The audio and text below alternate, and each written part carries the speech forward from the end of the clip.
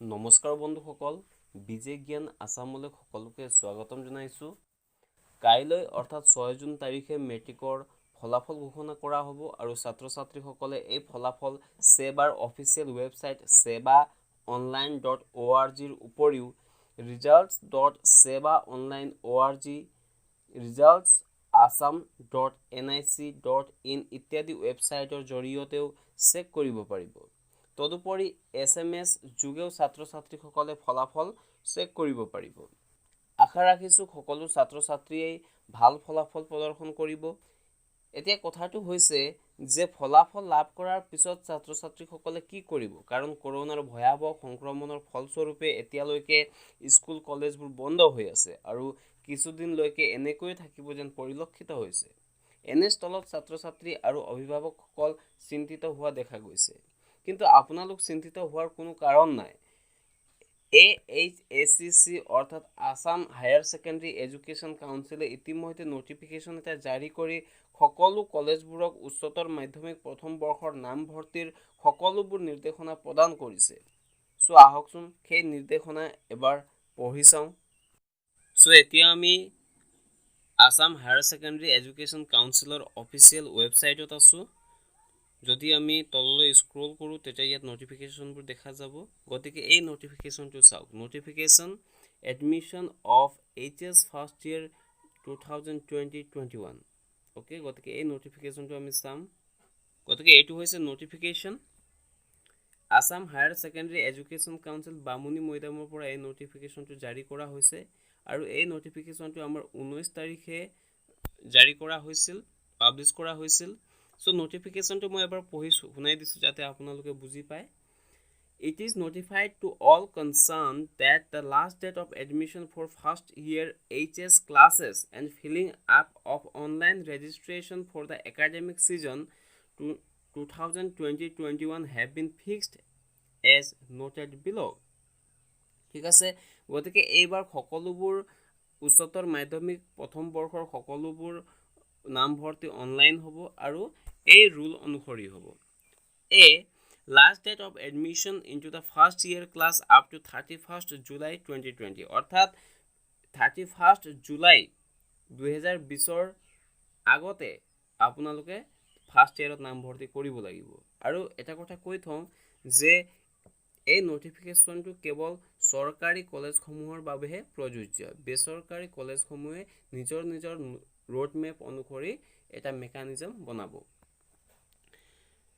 Last date হ'ল 31st July. B. The principal of all permitted recognized institutions under AHSCC are requested to allow admission only for those students who have passed HSLC or equivalent examination from the board recognized by AHSCC, COBAC, Council of Boards of Schools Education in India. The students who have come from other boards have to submit the original migration certificate along with prescribed fees and statement. A list of few fake boards operating in India enclosed herewith a request not to enroll any students from these boards. Okay, প্ৰথম কথা ইয়াত উল্লেখ আছে যে AHSCC বা COBAC যিবিলাক recognised institution আছে এইবিলাকে কেৱল HSLC বা তাৰ ইকুইভেলেণ্ট এক্সামিনেশ্যনত কোৱালিফাই কৰা ষ্টুডেণ্টকহে নামভৰ্তি কৰাব পাৰিব। ইয়াত আৰু এটা কথা উল্লেখ কৰা হৈছে যে বৰ্তমান সময়ত বহুত ইনষ্টিটিউশ্যন ফেক হিচাপে পৰিগণিত হৈছে। গতিকে AHSCCয়ে সেইবোৰৰ এটা লিষ্ট জাৰি কৰিব আৰু সেই ইনষ্টিটিউশ্যনৰ পৰা পাছ কৰা ল'ৰা ছোৱালীক কিন্তু কলেজবোৰত নামভৰ্তি কৰিবলৈ দিয়া নহ'ব। Number C. Like previous year for the academic season 2020-21, the online registration process will start as per following schedule. গতিকে যোৱা বৰ্ষৰ দৰে বৰ্তমানো এই ৰুল অনুসৰি ৰেজিষ্ট্ৰেশ্যন প্ৰচেছ আৰম্ভ হ'ব। প্ৰথমটো হৈছে 16th August 2020 to 30th September 2020 without fine. গতিকে ফাইন নোলোৱাকৈ 16 আগষ্টৰ পৰা 30 ছেপ্টেম্বৰলৈকে ৰেজিষ্ট্ৰেশ্যন প্ৰচেছ চলিব। 1st October 2020 to 31st October 2020 with a fine of ₹100 per student.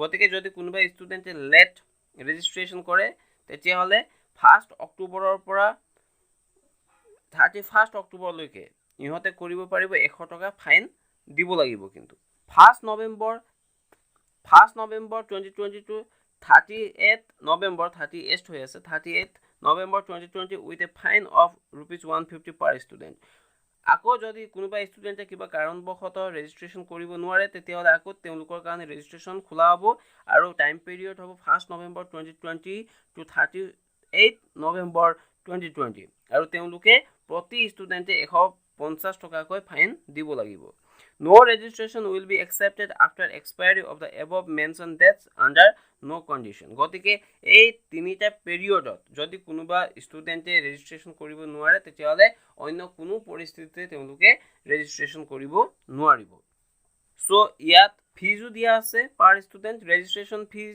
200 টকা ওকে ৰেজিষ্ট্ৰেশ্যনৰ ক্ষেত্ৰত 150 আৰু এনৰোলমেণ্টৰ ক্ষেত্ৰত 50 total 200 eligibility Phi 300 applicable in case of migrated student আৰু gap fee 200 টকা ওকে যদি 3 বছৰতকৈ বেছি gap থাকে তেতিয়াহলে gap fee দিব লাগিব 200 টকা সো এয়া হৈছে আমাৰ এছকে জাৰি কৰা নোটিফিকেশন আশা ৰাখিছো সকলো ষ্টুডেণ্টে তথা অভিভাৱক সকলে বুজি পাইছে সো আজিলৈ ইমানেই ধন্যবাদ